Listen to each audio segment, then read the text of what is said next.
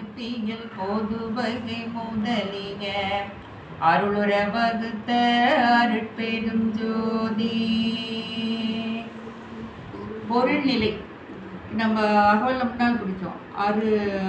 பொருள்நிலை காண்கிற புகன்றமை சிவமே அப்படின்னு வருது. அதில் அந்த பொருள்நிலைங்கிற வார்த்தை வருது. அப்போ பொருள்நிலைன்னா அது உண்மை நிலை, உண்மையான இறைநிலை. அந்த உண்மையான இறைநிலையை நமக்கு எடுத்து சொல்லுகின்ற திருவருட்பா. சரி, அடுத்தது உறுப்பியல். உறுப்பியல்னா இதனுடைய பொருள் சிறப்பியல் அப்படின்னு அறிஞர்கள் சொல்றாங்க. உறுப்பியல்னா சிறப்பியல். அப்போ அருட்பாவினுடைய சிறப்பியல் என்ன அப்படின்னா மரணமிலா பெருவாழ்வு. மொத்த அருட்பாவமே நமக்கு எதை சொல்லி கொடுக்குதுன்னா மரணமிலா பெருவாழ்வை எப்படி அடைவது அப்படி. அதுதான் அதனுடைய சிறப்பியலே. அருட்பாவுடைய சிறப்பியல் அதுதான், மரணமிலா பெருவாழ்வு. அடுத்தது பொதுவகை முதலிய. அப்ப இந்த பொதுவகை அப்படின்னா ஆன்மநேய ஒருமைப்பாட்டுரிமை. எல்லா உயிர்களையும் பொதுவாக தான் பார்க்கணும், அதுதான் ஆன்மநேயம்.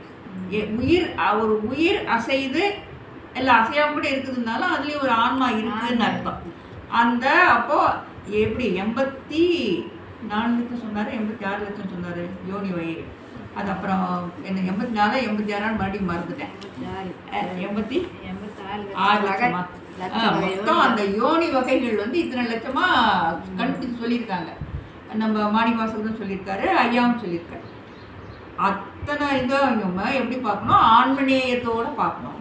ஒரு எறும்புல இருந்து யானை வரைக்குமே ஆன்மநேய ஒருமைப்பாடு உரிமை. நம்ம அதோட நம்முடைய சகோதர மாதிரி நம்ம அதோட உரிமை பாராட்டணும். அதுதான் அந்த பொது வகை, அருட்பாவுடைய பொது வகை அது. அப்போ பொருள்நிலை, உறுப்பியல், பொதுவகை முதலிய அருளுற வகுத்த அருட்பெருஞ்சோதி.